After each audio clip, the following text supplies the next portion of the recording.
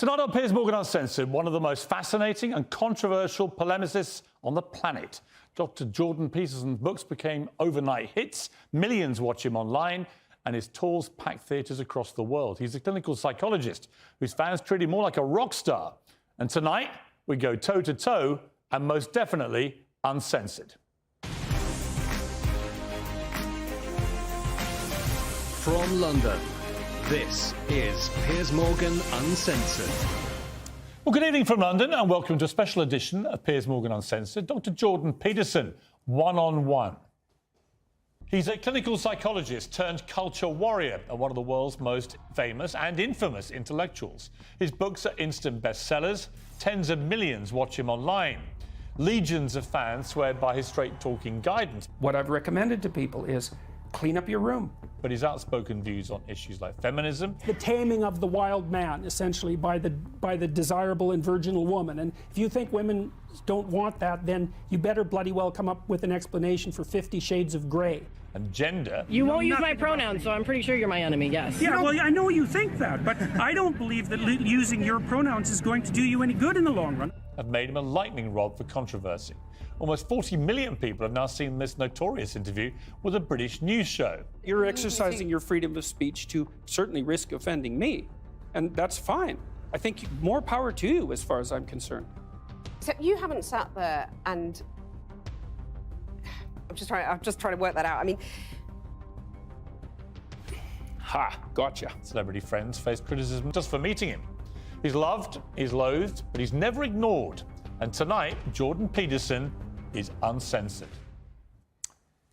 Well, Jordan Peterson joins me now. Jordan Peterson, welcome. Thank you. To Piers Morgan Uncensored. I suppose my first question, and there will be people genuinely wanting a simple answer, yeah, but there's a bigger answer too.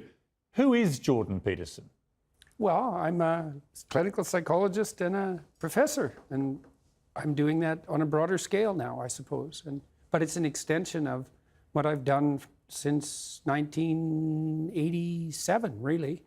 I mean, I taught the same things I'm teaching, although I've expanded them all throughout my academic career, and my classes were very popular, and not popular exactly.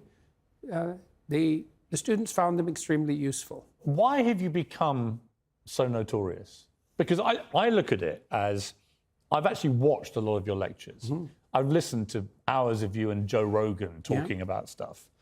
I don't see the devil that some people try and portray you as, at all. And it seems to me the one thing we may share in common is certainly not intellectual prowess, where unfortunately I'm many yards behind you.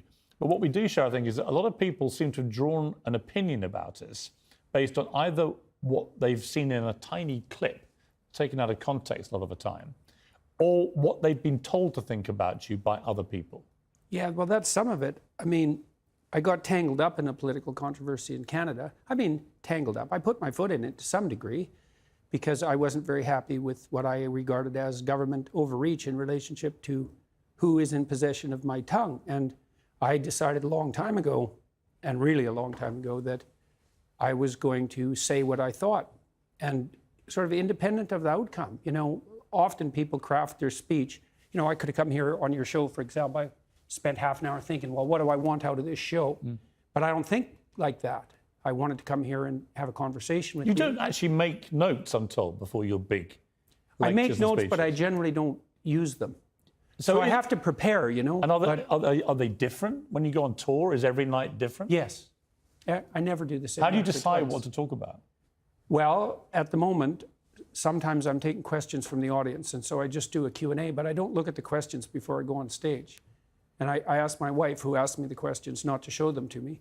And then if I prepare a lecture, I usually have a question in mind, often that relates to one of the topics in my books, but sometimes something I'm thinking about, and then I use the lecture as an opportunity to explore that question and answer it while I'm watching the audience to see if my words are landing. And so it's an opportunity to think on my feet. And I think part of the reason the lectures are well attended is because it's a high wire act in some sense. Because I never know when I go on stage whether I'm going to bring the lecture to something like a punchline, to something like a conclusion. And I have no idea, because I'll have a variety of ideas up in the air. That's extraordinary. You have no idea where it may lead to. No. No. It's an Is exploration. that not scary? I mean, Yes. But, there's an idea that the truth will set you free, right? And that's a very strange idea, because you could imagine that I could come here and I could decide there are things I want to do to promote my books, let's say, and I could tilt our conversation towards that. Or I could just say, well, I'm going to pay attention to what's going on here, and I'm going to see what happens, and I'm going to say what I think. And then I'm going to assume that whatever the outcome is the right outcome, because it was based on something approximating the truth.